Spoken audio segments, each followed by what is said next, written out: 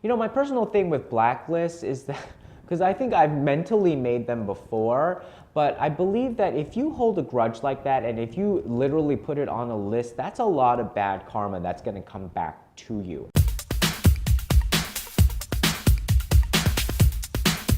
Hey guys, welcome back to The Soulite. So, what is going on right now? You know how it was going on and on about the cultural blacklist, that I thought it was an impeachable offense. Well, it is now definitely rearing its ugly head back into National Assembly investigations. The culture minister herself, Cho Yoon-sun. So she said she never heard of a blacklist, seen a blacklist, or wrote a blacklist. She denied all the charges, and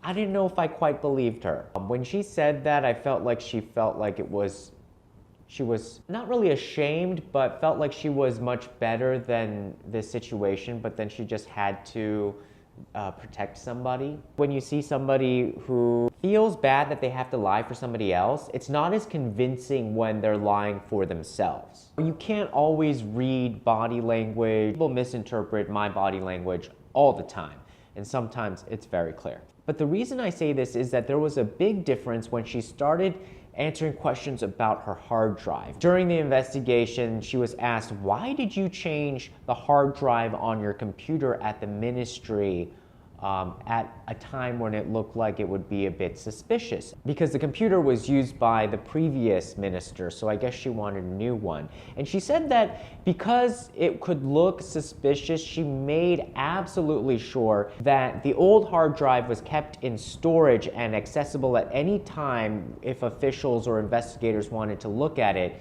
and that she would also have her hard drive available. So she said both hard drives are now with the special prosecutors under investigation. And the way she answered those questions were much different from when she was sheepishly answering the questions about whether you've seen of, heard of, or ever made a blacklist. You might be wondering, okay, well, everybody has blacklists in their heads. Maybe you've been a victim of somebody's blacklist. But usually that extends only to, like, let's say, a certain department that that petty person is part of, or let's say, like, if they're a petty CEO, it just extends to the company, or there could be a little bit of collusion within an industry where they say, like, oh, you're never gonna work in this town again.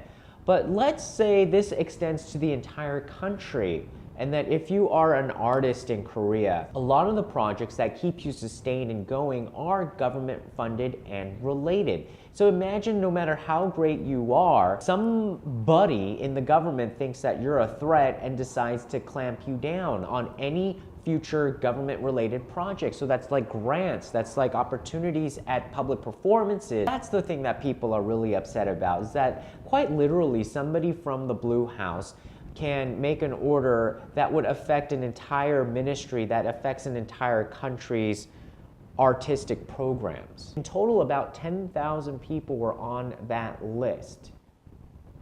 We gave a lot of props to the author Han Gang for winning the Man Booker International Prize for her novel, The Vegetarian. She's on the blacklist. Did you know that Park Chan-wook, who basically won the Cannes Film Festival, what is it called, the Grand Prize in 2004, he's on the list. I think that's what people are fed up about. They're angry that somebody's petty gains politically is directly hurting artists that they love, and then also stunting our chances for future survival, not just in the arts industry, but in all of the related inspiration and change that the arts bring about. What would happen if you were on some blacklist? Don't keep blacklists.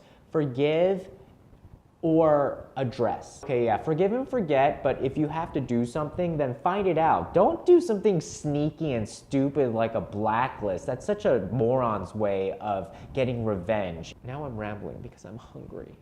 All right, guys, thanks so much for watching. Love you and appreciate you, and see you again next time. Bye.